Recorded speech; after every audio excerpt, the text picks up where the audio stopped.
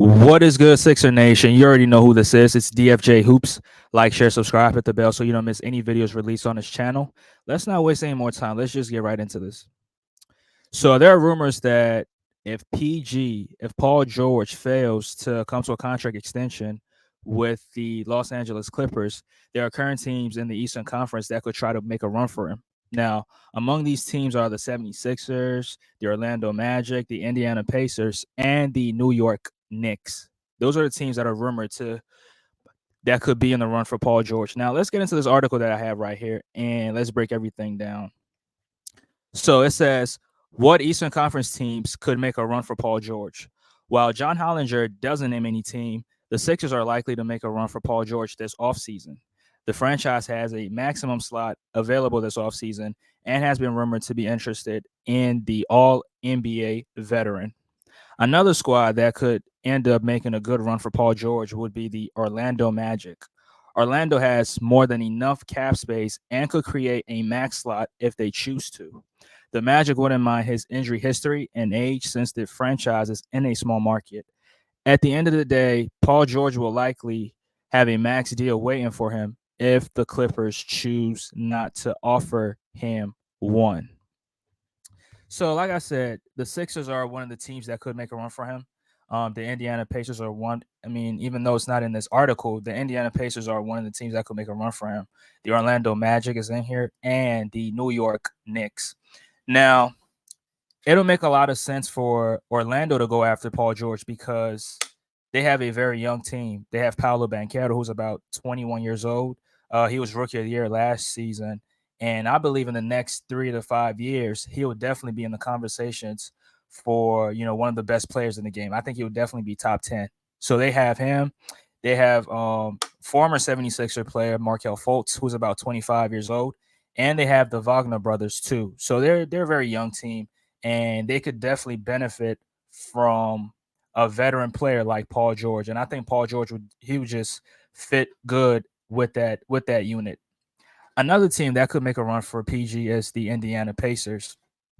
Now, PG was drafted by the Indiana Pacers back in 2010. He was a 10th pick, and he was with the team for about 7 seasons before he got traded to the Oklahoma City Thunder. So he could go back home, and with the roster that they have right now, they have Tyrese Halliburton and Pascal Siakam, who they would definitely sign in the offseason. So I could see the Indiana Pacers also going after PG. But let's talk about the Sixers, and let me give my thoughts on whether the Sixers should go after him or not.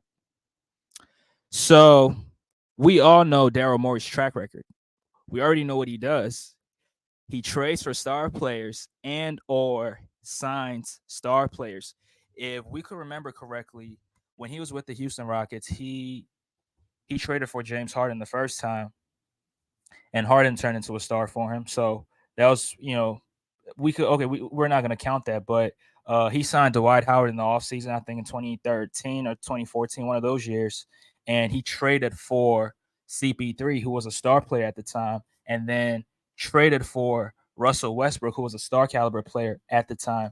And then when he came to Philly, he traded for Harden again. So this proves that Daryl Morey always or loves going after star caliber players. So I wouldn't be surprised if the Sixers really make a run for PG in the offseason. Now, with all of that being said, do I think the Sixers need a sign or need to go after Paul George in the offseason? My answer is no. Now, I know a lot of people are going to disagree with me, but I believe once this video's ended and once I've given all my reasons, I hope people understand why I'm saying that.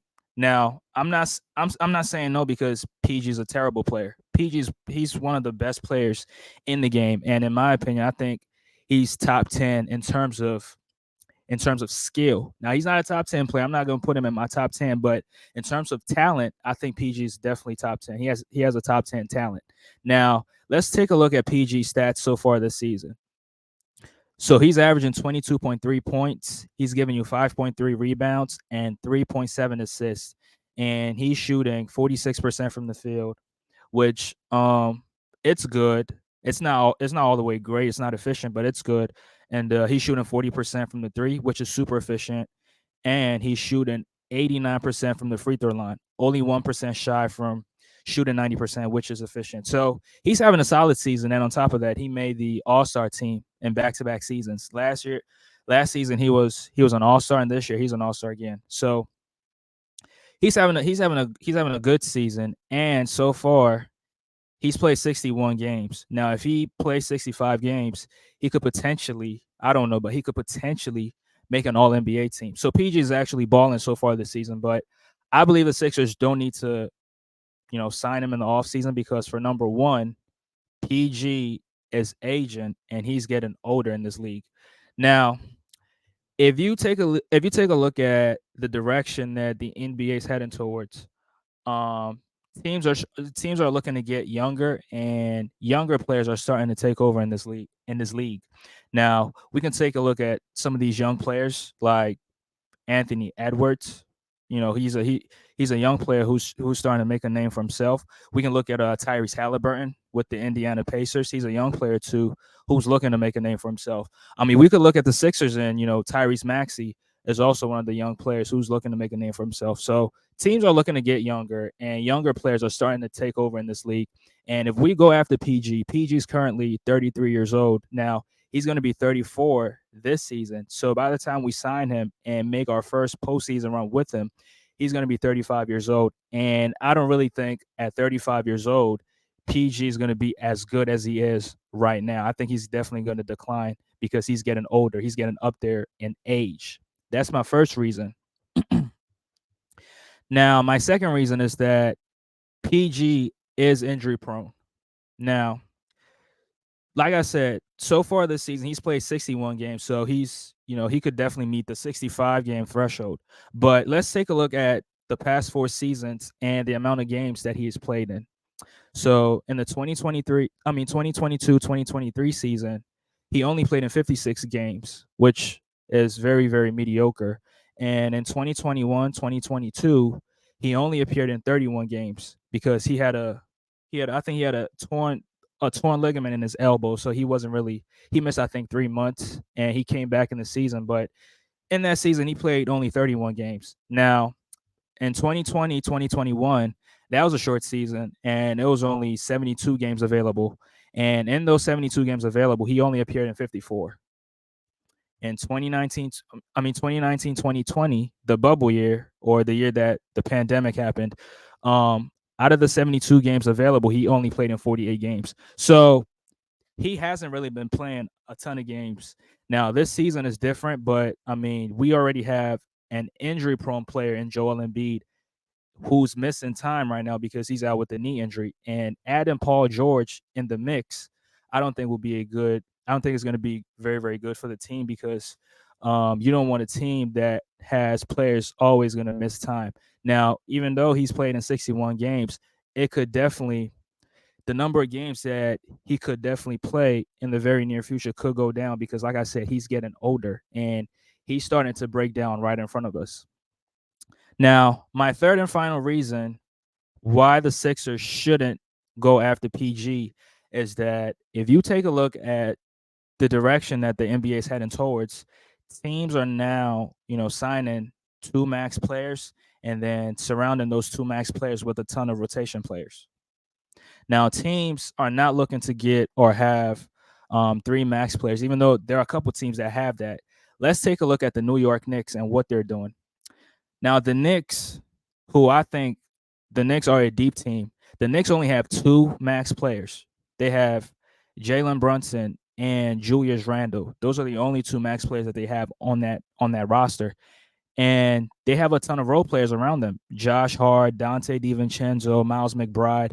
And those guys give them, very solid minutes every single night. I mean, Josh Hart is balling out of his mind right now. Huge shout out to him. He demolished the Sixers a couple of days ago on Sunday. So I think that's the direction that the league is heading towards, and I think the Sixers just need to go in that same direction. Now we have Joel Embiid, who's a max player, so having Embiid now, Maxey's going to be up for his contract, so we definitely have to max him out. So when we max out Maxey, that's the two max players that we're going to have on the team, and then with those two max players that we have on the team. I think we should surround them with a ton of rotation guys and complementary pieces that support their playing styles. I think we need to go after wing players, athletic, energetic, young wing players, because that's the direction that the NBA is heading towards. And these are my thoughts. Whatever you guys think, you can leave your thoughts right down below. Again, if you enjoyed the video, please make sure you hit the like button, hit the notification bell, and also don't forget to don't forget to subscribe to the channel. Until next time, peace.